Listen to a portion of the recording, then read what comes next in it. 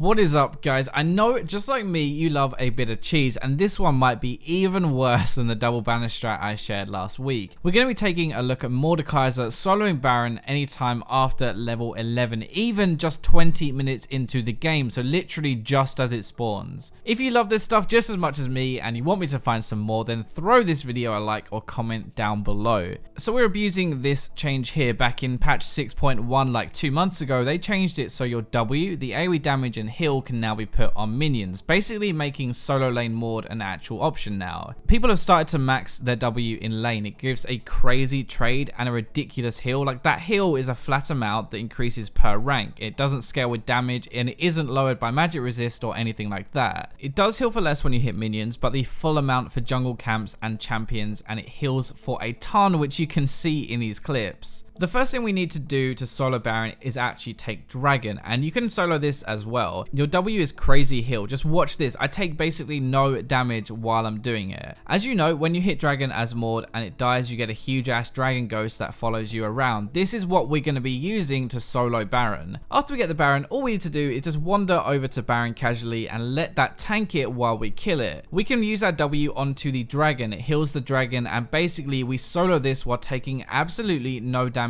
at all. That is all we need. We need the Dragon to tank Baron. We kill it together. It's so easy to pull off and so cheesy, but a free Baron for your team. Now, you do need to keep a few things in mind. Okay, so at 20 minutes exactly, you should be over level 11 anyway, but it will still be a little bit difficult, but possible. You can see in this one, I actually use my shield a little bit to absorb damage so the Dragon doesn't die as fast. You can also bring your jungler in to help you do this if you want to, if you're doing it early. It's not required, but obviously the enemy team can't see him anyway because he's jungling, so they're not going to expect anything. Once you get to like level 12 or 13 though, this becomes super easy just on your own. The Dragon does need to tank, so you need to direct it into the pit by using Alt and clicking by default, or you can press R and you can control it. You also need level 11 for a more powerful Dragon Ghost, and I found this is most reliable with 2 offensive items before you do it. Now, you can do this with just like 1.5. In these clips you can see that I'm telling you what items I have while I do it. In this one, I only have a Rylai's and a Hextech Revolver. It is doable, but it's harder to pull off, so 2 items is the safe way. Now, this is honestly so funny, and it actually works. That is the ridiculous thing. Nobody expects a 20-minute Baron solo. Like, nobody wards it that early, and the rest of your team are just going to act as normal in their lanes anyway. You should ideally put a ward down to see them coming if they do, but over about 10 games of this, they've never warded that early or come to check. The good thing is, even if they do, Dragon is taking all of the damage from Baron, so you're still full health and you can just run away, and it's a very low risk play.